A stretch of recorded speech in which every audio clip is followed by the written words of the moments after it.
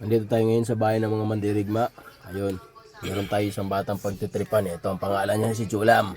Ayan, nakikita nyo, kampanting-kampante siya. Hindi niya alam anong nasa isip ko. At magsisimula na ako. Ito na. Dito, nagmamakawa siya dito. Nung putang ina, nabubulol na ako. Ayan.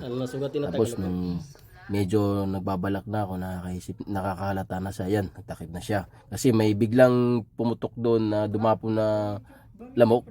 Biglang pumutok yung parang pang kuryente sa lamok. Tapos yan, dinidikit ko na sa kanya. Yan, parang naninigaw na siya. Sabi niya, wag mo idikit sa akin yan. Sabi niya ganun. Tapos parang medyo takot na takot siya. Ayan, nilalapit ko sa kanya. Tapos medyo nag-ilag-ilag siya dyan. Iwas-iwas siya dyan. Yan na. Tapos sabi niya, naninigaw na siya. Huwag mo lapit sa akin yan, makukurente ako. Sabi ko, malamang, makukurente ka dito.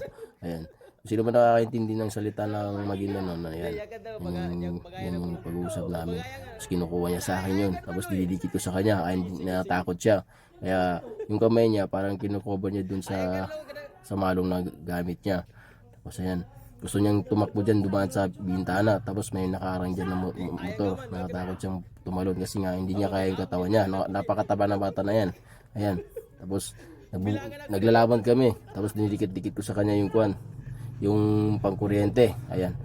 Tapos intindi niyo na lang yung sinasabi ko dahil ang inang to, medyo nabubulol ako. Tapos ito na nga.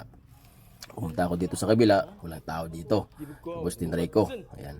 Tapos ni-check ko baka gumagana. Ayun, naputol pala. Tapos yung kuryente mababa lang. Sa ngayon wala, parang napansin ko hindi na gumagana yung pangkuryente sa lamok. Tinry ko dito kay Coco. Tapos nakailag si Coco, ang bilis ni Coco. Ayun, pumunta ako dito kay Badats. Andito pala si Badats. Tinry ko kay Badats.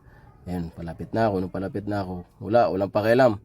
Buti Badats, maswerte ka, hindi gumagana. Ayan.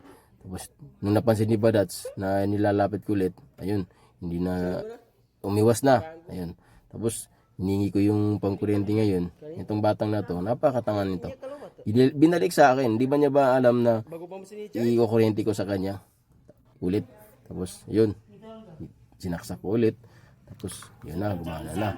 Tapos nung tinitry ko na sa kanya, yun, medyo naninigaw na siya. Tapos nagsarado sa kwarto. Pumasok sa kwarto ng kuya niya.